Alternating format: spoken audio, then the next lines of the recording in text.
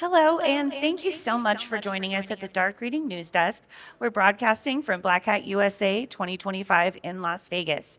We are very excited to welcome Marco Casagrande, who is security researcher with KTH, and Daniele Antonioli. How'd I do? Antonioli, that's fine. Antonioli, okay. He is a professor at EURECOM, and they are here to talk about their exciting new research, e-Trojans, ransomware, tracking, DOS, and data leaks on Xiaomi electric scooters. This is very interesting. Now, I looked, and these scooters, there are millions, that's probably better. There are millions of these scooters out there, and they're preferred by a lot of these rental, like Bird and some of these other e-scooter rental sites, but there are also in personal circulation around. It's $1 billion company.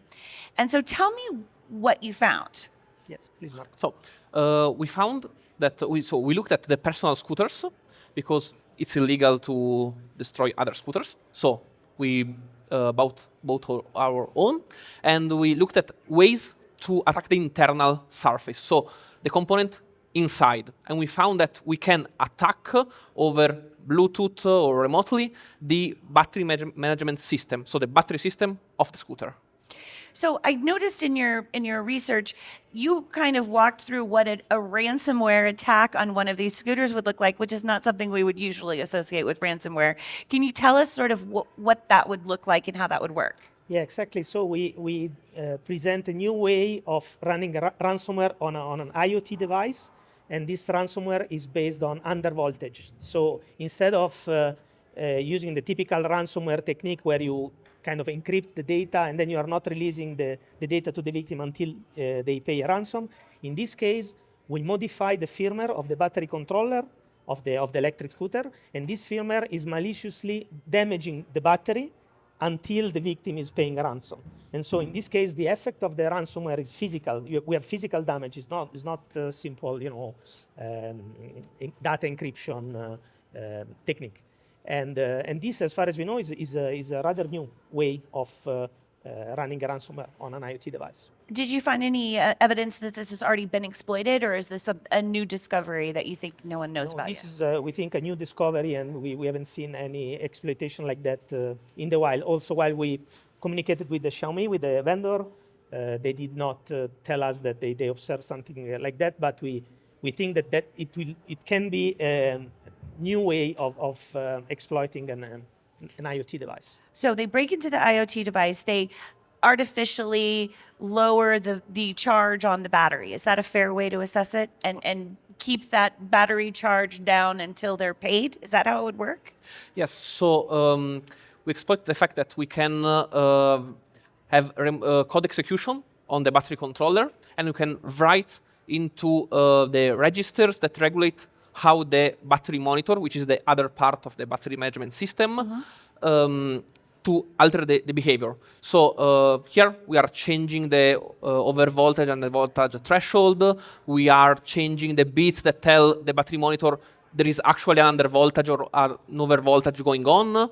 And we are also changing the registers that tell the battery monitor to stop charging to prevent over voltage, or to stop discharging, so to minimize the power consumption, so give less power to other components in order to do under voltage, because you consume voltage, so you go lower and lower and lower.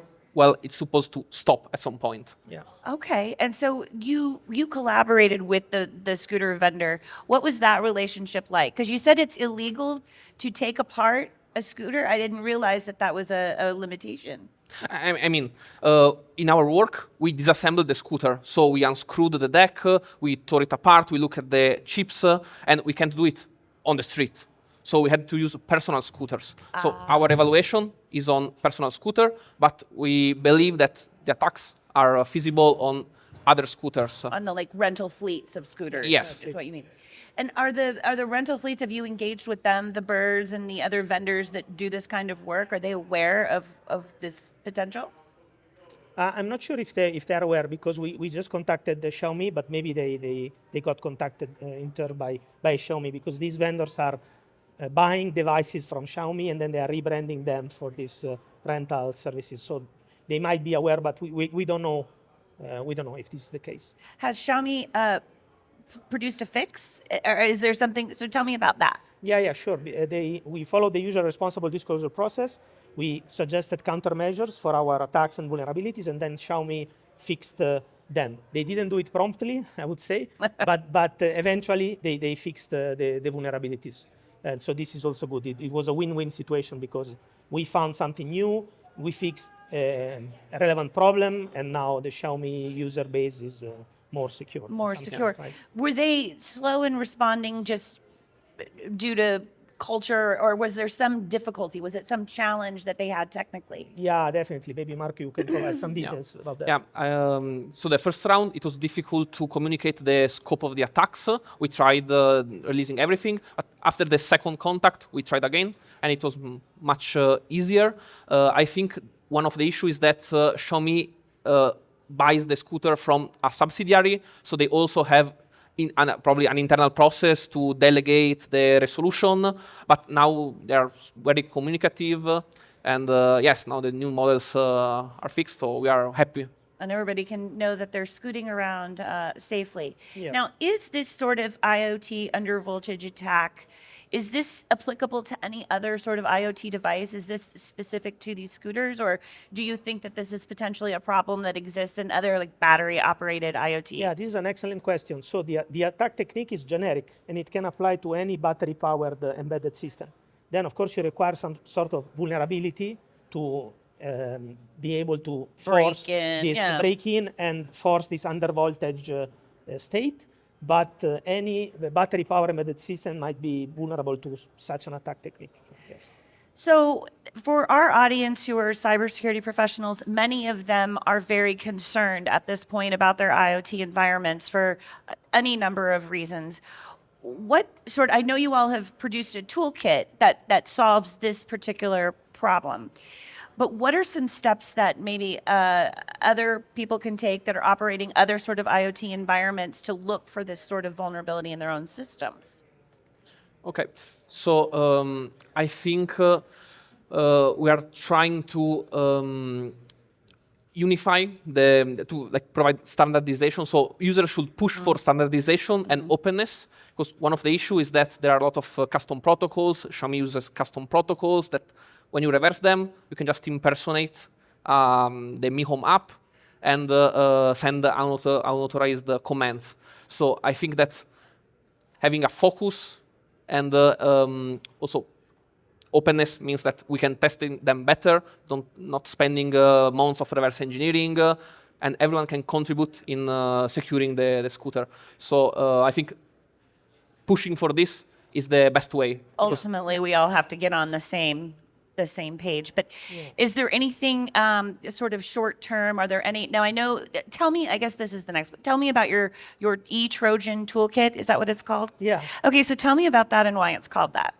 Why it's called that? I mean, the e-Trojans is the name of the project, so it's the name of the attacks, and we named the toolkit as the attacks. And the toolkit contains several modules that someone can use to write malicious battery controller firmware.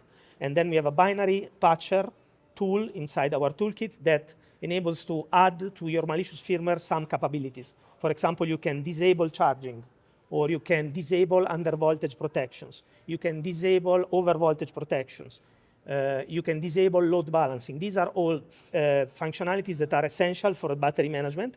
And then you can combine all these malicious capabilities to even invent new attacks. You can conduct the attacks that you propose, this under voltage attack. There is also an over voltage attack that we are also showing. And we've seen that, right, where they set the charging stations on fire and that sort of thing. Yeah, but even with under voltage, you can set a charging station on fire without having to plug the scooter on the wall with a charger. Okay, with a few seconds we have left, tell me about that. That's interesting. The under voltage, fires, Yes, because even if in an under voltage attack scenario, you do not require the scooter being attached to the electric plug. And then you are forcing the charge of the battery below 0%. 0%. Okay. And this is a bit surprising for the average user. What is below zero? You can go below zero. Okay. Because the voltage is, the 0% is just relative to some capacity of the battery that depends on the chemicals of the battery. If you push the voltage below 0%, in our case, I think it's below 3.6 volts, then you create an unbalanced situation where the battery is damaging and can even reach a state of polarity inversion, where the plus becomes minus and the minus becomes plus. And then you can create, and this physical phenomenon that you cannot avoid because this is physics, can create safety hazards, including fire, explosions, and as a side effect, you are also permanently damaging the battery. It's so interesting because Yeah. you think of vulnerability in a scooter is like, well, maybe that'll shorten someone, mess up somebody's commute. But No. I mean, this is a true physical danger that Exactly, you're yeah. exposed.